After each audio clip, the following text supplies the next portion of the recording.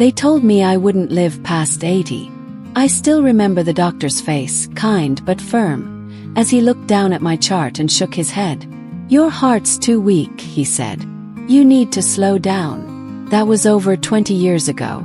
Now I'm 102. I woke up this morning before sunrise, stretched my arms toward the window, and smiled as the light touched my face. No pills, no nurse, just me and my routine. People ask me all the time, "What's your secret?" And I always say the same thing. It's not magic. It's not genetics. It's how I treat my body, starting with what I put on my plate every single day. See, at this age, I don't eat to impress anyone. I eat to stay alive and, more importantly, to stay sharp. I still read the paper without glasses. I still remember my childhood dog's name. And no, I haven't forgotten where I left my keys. Food, for me, has always been more than just fuel. It's been memory. It's been medicine. It's been the reason I'm still dancing at weddings, laughing with great-grandchildren, and walking without a cane. So if you're curious, if you're wondering what a 102-year-old woman eats every day to stay this clear, this active, and this full of life, then stay with me. 'Cause I'm going to take you through my day, one meal at a time. And maybe, just maybe, you'll find a little piece of the secret too. Let's start where every good day begins, with breakfast. Now, I know what you're thinking. At 102, surely I eat something bland and boring. Oatmeal without sugar, dry toast, maybe a banana if I'm feeling wild. Well, not quite. Every morning before the sun is fully up, I brew myself a small cup of black tea. No cream, no sugar, just the warmth and the quiet steam rising from the mug. That tea. It's been my ritual for over 60 years. It wakes me gently, like an old friend nudging me to open the day with grace. Then comes breakfast, and here's where the magic starts. I begin with 2 boiled eggs, soft, not hard. The yolk's still golden and just a little runny. Eggs, you see, are a powerhouse, packed with protein and choline, which feeds the brain. I've eaten them nearly every day since my 40s, and I swear they keep my thoughts from wandering. Next to that, I have a slice of sourdough, real sourdough, none of that fluffy white bread from the store. I top it with a bit of avocado and a sprinkle of cracked pepper. Fats that feed the mind, not clog the body. Sometimes, if my garden's been kind, I'll slice a tomato or a handful of blueberries. Eat slowly. I chew. I let my senses participate.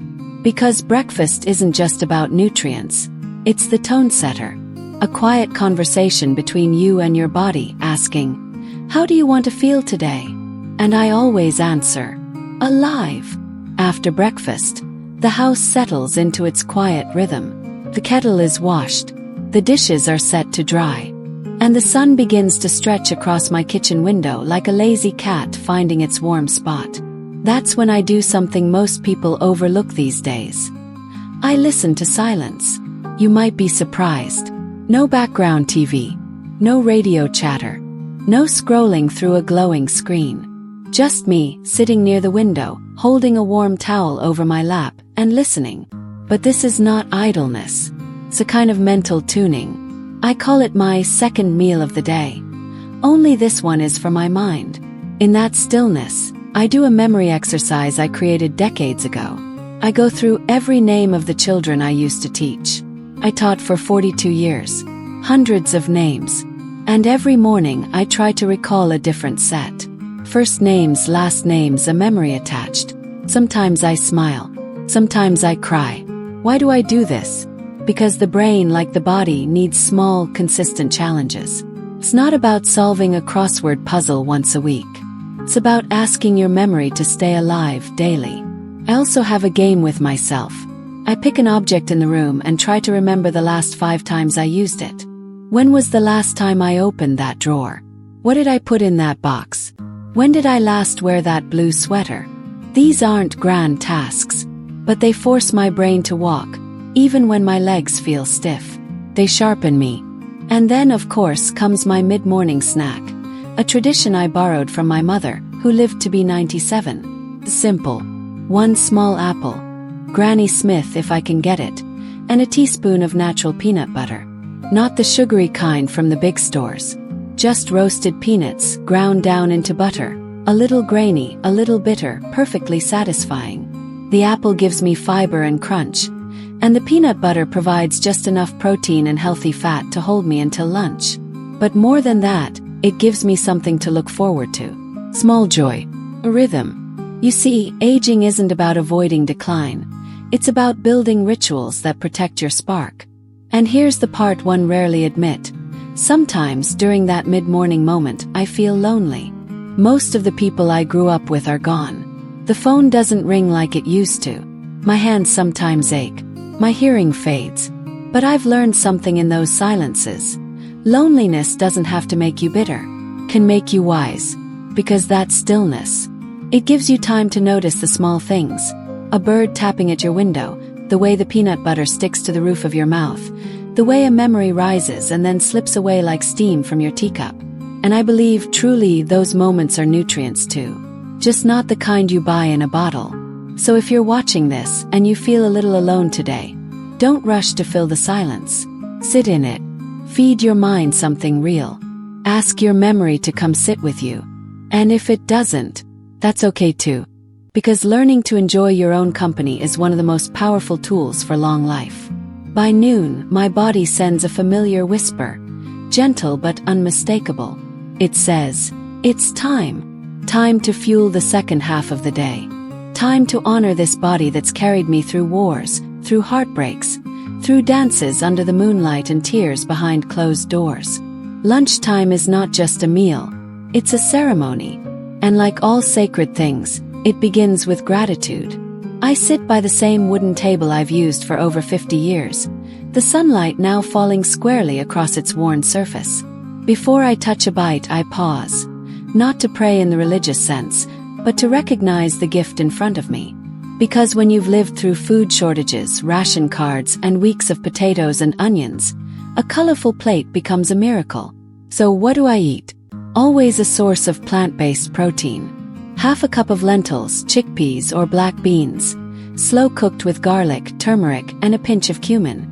Spices that not only bring flavor but also, science now tells us, reduce inflammation in the brain. Next, a bed of steamed greens, usually kale or spinach, lightly sautéed in olive oil, finished with a squeeze of lemon.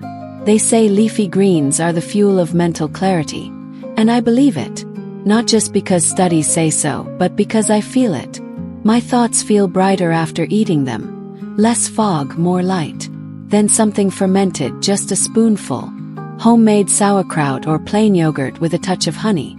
Gut health is brain health, as modern doctors now explain. But I've known this for years, just from listening to my own body.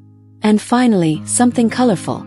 A few slices of red bell pepper or chunks of roasted sweet potato, or if I'm lucky, a handful of blueberries. Colors on your plate mean colors in your mind. You'd think a meal like that is plain, maybe even boring. But here's the secret. When you eat slowly, when you chew thoughtfully, when you truly taste your food, it becomes poetry. Sometimes I'll eat in silence. Sometimes I play one old jazz record, a vinyl I've had since 1954, with that warm, crackling sound. It's like having lunch with a memory. And I always drink a small glass of warm water with lemon afterward. No soda, no sugary drinks, just water warm as a hug from the inside. Now here's what most people don't tell you.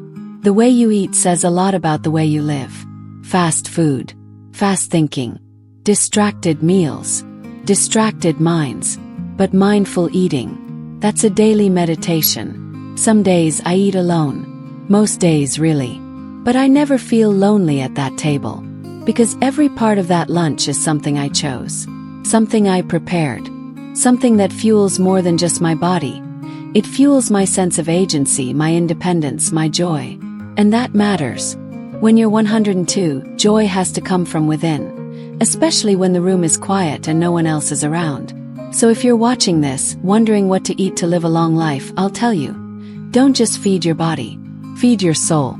Feed it slowly, feed it colorfully, and feed it with care. Because at the end of the day, it's not just what's on your plate. It's what that plate reflects about how you show up for your life.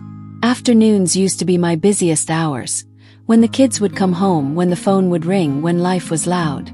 But now, it's the quietest time of my day. And that's exactly why the mid-afternoon ritual matters more than ever. Around 3 o'clock something changes. Energy dips. Focus softens. If I ignore it, I'll grow restless, maybe even sad. But if I honor it, I stay centered, alert, and at peace.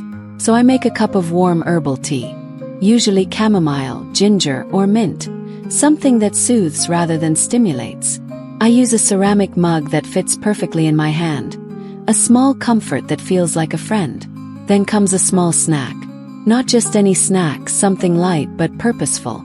A handful of almonds, raw and unsalted. Not because they're trendy, but because they've been with me through the decades. Protein, healthy fats, and just enough crunch to wake up the senses.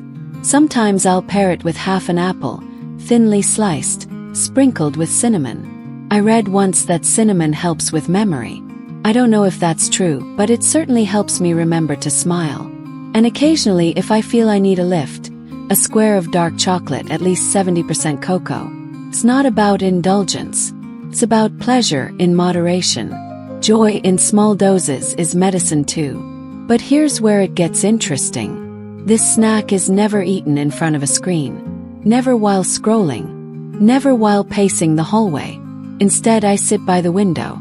The same window where, decades ago, I used to watch for the school bus. Now I just watch the light change.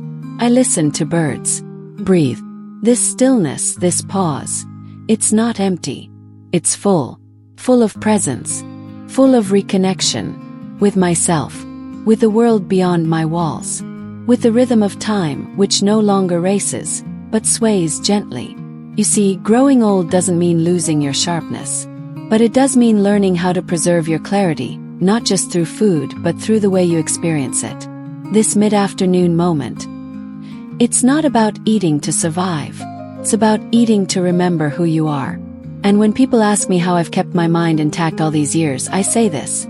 It's not just what I eat. It's when I eat, how I eat, and most importantly, who I become in that quiet moment. Because every day brings a choice. Let the silence weigh heavy. Or let it hold you like an old friend. And me. Choose the tea. Choose the almonds. Choose the window. Because in those small, steady choices, clarity lives. They say breakfast is for energy, lunch is for power. But dinner is for peace. By the time the sun begins to fade behind the trees and the room softens into golden quiet, I begin preparing my evening meal. It's not elaborate. It's not fancy. But it is sacred, because the way you end your day often determines how well you begin the next. For dinner, I always aim for something warm, gentle, and grounding. Usually a bowl of homemade vegetable soup. Carrots, celery, squash, leeks, maybe a few lentils or barley. I let it simmer for hours during the afternoon. And by evening, the scent fills my little kitchen like a lullaby. Soup may sound simple. But when you've lived through a war, fed 5 children, and outlived most of your friends, you learn that comfort in a bowl is no small thing. With the soup, I'll often have a slice of whole grain bread, lightly toasted, with a thin layer of olive oil and just a pinch of sea salt. The crunch, the salt, the warmth. It's a ritual that soothes something deeper than hunger. Sometimes, if I feel like I need extra nourishment, I'll add a soft-boiled egg or a small piece of grilled fish. Salmon usually. Not because a doctor told me to, but because after 100 years, you learn to listen to your body more than any book. But here's the part no one talks about. I never eat dinner in the dark. Even if I'm alone, I light a small candle on the table. I play soft music, jazz from the 40s or piano from Chopin. I sit at the table as if someone dear is about to arrive. And maybe they don't, but maybe I am the someone dear. This is how I keep my mind clear. I treat myself as someone worth showing up for. There is no TV during dinner. No rushing. No eating out of a container over the sink. There is presence, slowness, gratitude. I say thank you, not just for the food, but for another day, for the chance to have made it to this table again. It's not a prayer. It's a memory, habit, a whisper to the universe. And after the meal, I wash every dish, wipe the counter, put the kettle on for one last cup of tea. It's a closing ritual and it tells my brain, you're safe, you're full. You can rest now. People ask how I stay mentally sharp. Here's my answer. Because I end my days gently. Because I feed not just my body but my spirit. And that, my dear, is the secret no medicine will teach you. They always ask me, what's your secret to living past 100? And I smile and say, I sleep like a baby every night. That's not an exaggeration. It's a decision. Because the older I get, the more I realize. Sleep is not a luxury, it's the foundation. I don't rely on pills. Never have. I rely on rhythm, on ritual, on stillness. At exactly 8:45 p.m. I start winding down. No screens. No drama. No harsh lights. I dim the lamps and turn on a soft amber light in the hallway. Just enough to keep the darkness from feeling heavy. I boil water for tea. Always the same. Chamomile with a few lavender petals. Sometimes I hold the warm mug in my hands longer than I drink it, just letting the heat speak to the loneliness of old bones. By 9 p.m. I'm in my pajamas. Brush teeth. A little lavender oil on my wrists. And here's the part that surprises people. I talk to myself. Yes, out loud. Say, you're safe. You've done enough for today. Let it go. Sounds silly. But when you live long enough, you learn the most important voice is the one inside you. And that voice needs comfort too. I lie down under a weighted quilt. I keep the room cool, always slightly cool. That's how the brain resets. I let my mind drift through old memories. Not with sadness, but like a gentle slideshow of a well-loved life. Sometimes I remember my husband's laugh. Sometimes my daughter's tiny feet. Sometimes just the sound of the wind hitting the shutters in 1946. And as I close my eyes, I whisper, thank you for one more day. You see, I don't chase sleep. I invite it. I welcome it. And it always comes. People think longevity is about supplements, cardio, green juice. Maybe. But ask someone who's 102, and they'll tell you, sleep is the healer. Sleep is the protector. Sleep is the reset button for your soul. So if you want to stay sharp, if you want to live long, don't just eat right. People often ask me if there's a final secret. One last trick to living a long, sharp, meaningful life. And the truth is, it's never been just one thing. Not just the food or the herbs or the walks I've taken for decades. It's the way I've chosen to live. Day after day, even when nobody was watching. You see, there were mornings I woke up aching. Not just in my joints, but in my heart. The kind of ache that comes from outliving your closest friends. From seeing the world shift in ways you can't always keep up with. And yet, I always chose to begin again. Each morning I placed both feet on the ground, took a deep breath and whispered, today still matters. That quiet act of intention is more powerful than any vitamin. That small decision to care, for my body, my mind, my space, that's what has kept me going. Because you can drink all the green smoothies in the world, but if you're bitter inside, they won't save you. You can eat clean, but if you carry resentment, it will weigh heavier than any sugar or salt. What's kept me alive isn't just the food. It's the relationship I have with life itself. I treat it like a fragile gift, one I've been lucky to keep unwrapping, one sunrise at a time. I've learned to bless my meals, not out of habit, but out of reverence. I chew slowly, not because I have to, but because I want to taste every memory those bites carry. I laugh even when my knees creak. I stretch even when no one's looking. I write letters to people I miss, even if they'll never read them again. This isn't a diet. It's a way of being. And if I could reach back through time and whisper something to my younger self, I wouldn't say, eat more greens or avoid sugar. I'd say, love yourself like you already know you'll make it to 102. 'Cause the body listens, and so does the soul. So, if you're sitting there wondering what to eat, what to change, what to cut out, start here. Feed your joy. Feed your gratitude. Feed your willingness to begin again. That's my secret. Not a miracle food. Not perfect genes. But a quiet, persistent choice to live with meaning, with softness, with awe, even on the hardest days. And now, at 102, I don't just feel alive. Feel at peace. And that, my dear, is a life well fed.